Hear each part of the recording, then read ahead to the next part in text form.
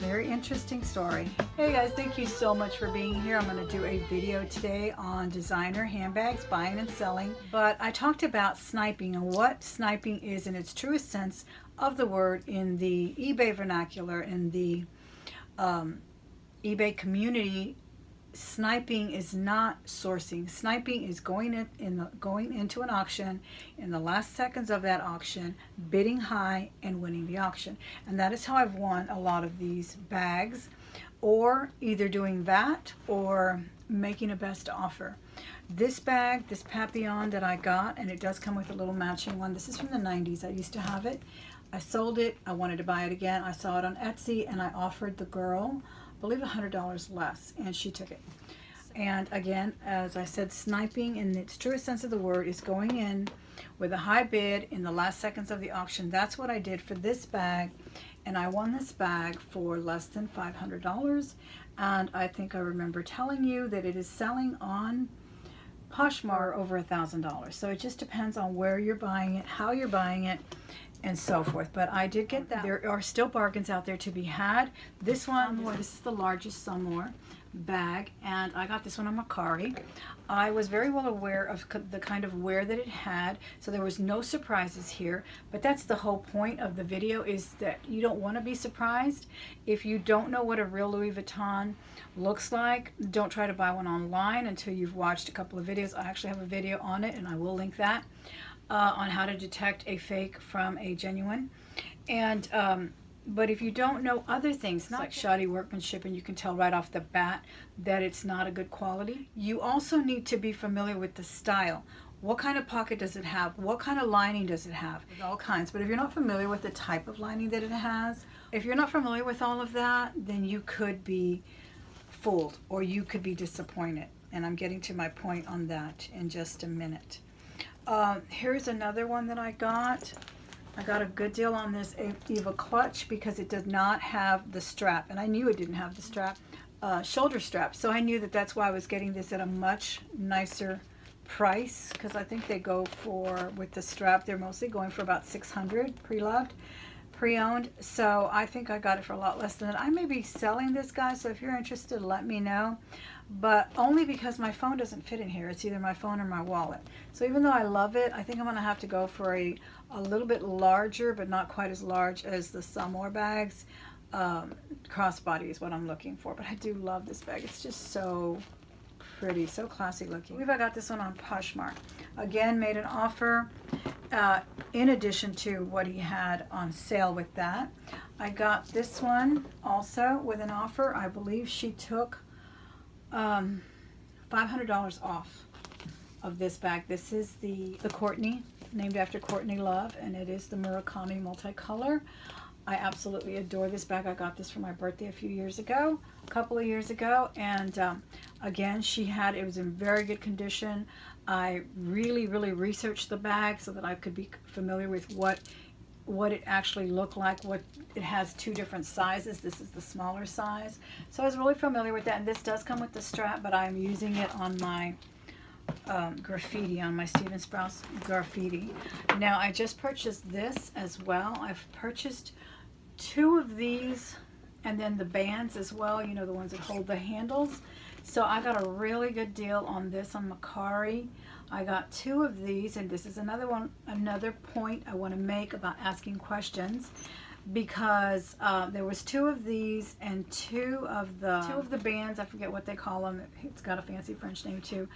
2 of those, 2 of these, and 1 of this little strap, and I wasn't aware of that. And I bought them very cheap. I got all of that for $30.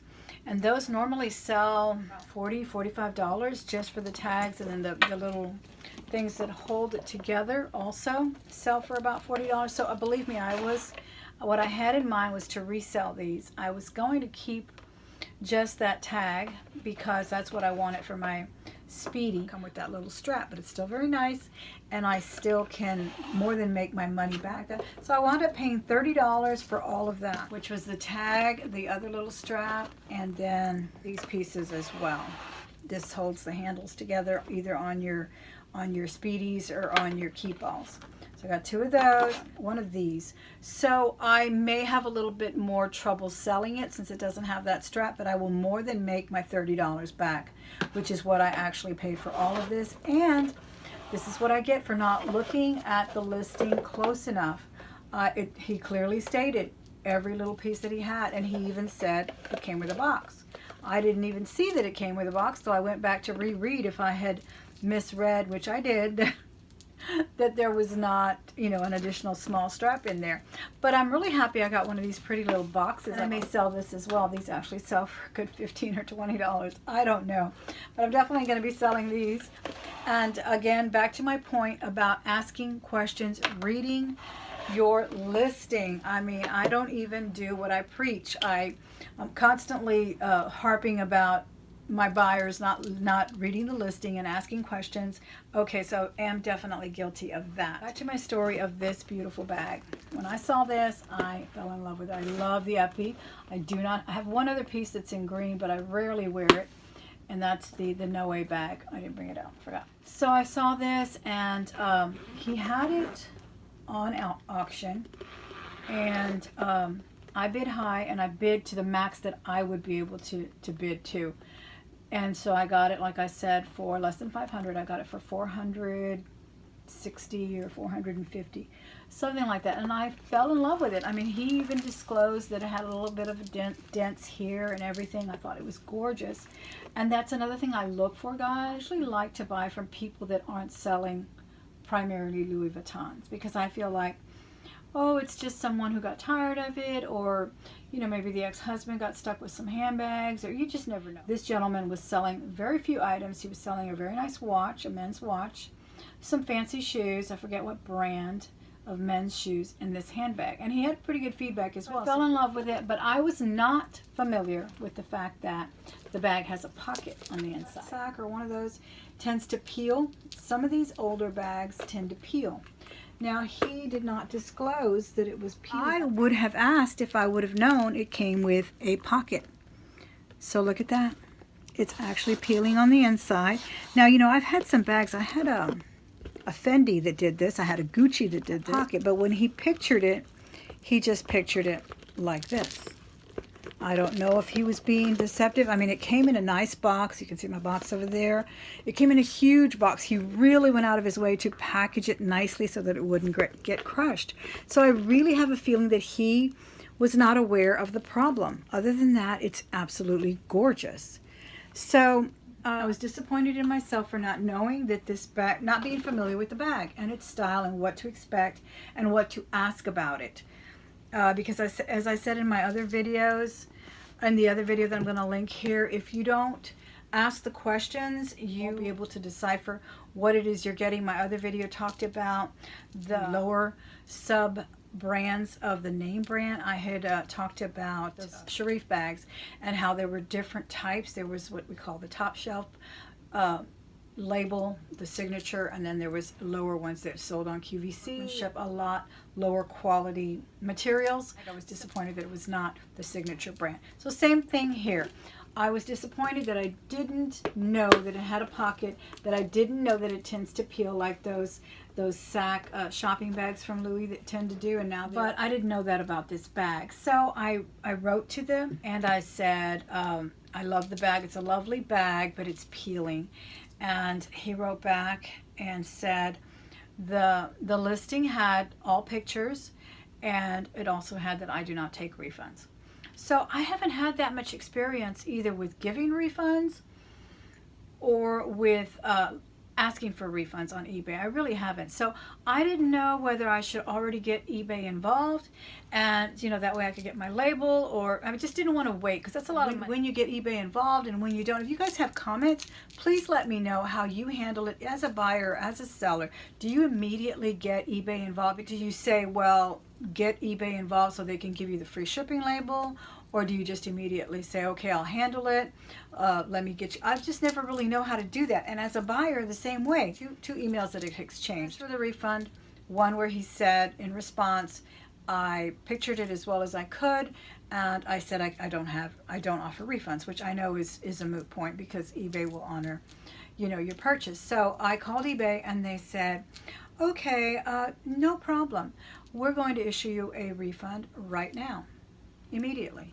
So they put my money in my account immediately, right then and there, as soon as we hung up. So I thought, okay, so I get to keep the bag. Literally, I get to keep the bag. The guy gets to keep his money. And then I guess that's the way it worked out. I don't know if it's because I have a long history with eBay. I don't know if it's because I am an eBay power seller or what. I really don't know. I just know that that's the way they chose to handle it. They just said as a courtesy, we would, you know, we'll refund you the money immediately. Look for it in a couple of minutes in your account. So sure enough, it was back in my PayPal. Very similar. I just thought about it. I had sold some Larry Mahan boots. I had disclosed it in pictures. I stressed the fact that the boots needed to be resold because they had a hole. They were extremely worn out. I must have put 10 pictures. And the lady said, they are more worn than you said. Even though I said extremely, she said they were more worn than she thought, and that it was going to cost her way too much to have them resold for her son, and so forth and so on. And then I thought, well, that's kind of strange. I called eBay. eBay said, no, she has no leg to stand on. You know, you're fine. You're not going to lose your money. Well, what happened? They gave her money back, but they didn't take the money from me. So they sided with both of us. So I guess that occasionally happens. But again, back to my original point, guys. Ask those questions. I got lucky with this one because really, okay, sure, I still got a bargain at $31, guys. 2 of these little things that I can sell easily for at least $25 on the low end, $40 on the high end. Same thing with this one. I didn't get the little strap, but I got a nice box. And very upset that I did not know it had a pocket, that I did not know that it tends to peel, and so forth. So I'm going to sell it. I'm going to resell it. I think someone will still be happy with it. I may not get the 1,000 that someone is getting on Poshmark for theirs, but I know I can get some money back for it because I'm not going to use it. I don't like to use bags that are defective that way. One more point: if you are sensitive to odors, these bags, if you store them, depending on where you store them, they can get musty. So if you are sensitive to odors, be sure to ask. If I know one time I got a bag, it wasn't a Louis, it was actually just a vinyl Lauren. Oh, it was gorgeous. I just loved it. It had all colored, multicolored. Reminded me of this one, kind of. Had multicolored ponies on it, you know, the polo ponies. And as soon as I even got close to the box, I could smell the smoke. So the lady didn't give me any problems. She took it back. But what I'm saying is, if you are sensitive to storage, smoke, or any other kind of odors, be sure to ask. Be sure to state it in your listing, because you will get it returned. I even had a lady today buy a shirt from me, and she said, please don't put any fabric any Febreze or dryer sheets in this shirt. I will wash it when I get it. I'm very sensitive to odors, perfumes, etc. Like, okay, I mean, there was nothing really, there was no odor in it, but that's just another point to keep in mind, that to ask those questions and to be sure and disclose it, because people get very, very upset if they are exposed to something that is irritating like that. So anyway, guys, I hope you enjoyed this video. Let me know if you have any other questions. Let me know if you'd like to see a review on any of my bags or anything else. And again, I guess I was kind of lucky. Has that ever happened to you? Has eBay ever sided with you and the buyer, or vice versa? That's never happened to me, but I count myself lucky. Very, very lucky to be able to sell that bag back. I can double my money. It's not what I wanted because it's damaged. And that was the disappointment. But all in all, I will still keep buying online. I will still keep bargain hunting, and I hope you will as well. I hope you enjoyed this video. If you did, if you learned anything today, please give me a thumbs up. Please come back and join me live tomorrow. And please subscribe. Hit the little bell somewhere here on the screen. I'll let you know when I go live, and that'll let you know when I upload a new video. I thank you for your time, and I'll see you really soon. Bye.